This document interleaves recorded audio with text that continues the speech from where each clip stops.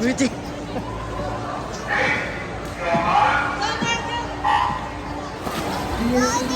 Event 204, Swimming Lane 0, RC1 of Pasig City,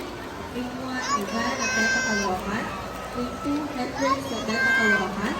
Lane 3 James Michael of Pasig City, Lane 4 Genesis of Oakroy, Lane 5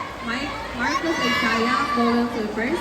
Lane 6 Dylan Carlos Lee of Compass Aquatics, Lane 7 Tristan of Beta Caloocan, Lane 8 Kulit of Beta Caloocan, Lane 9 George Ivan of Pasig City Swimming Team.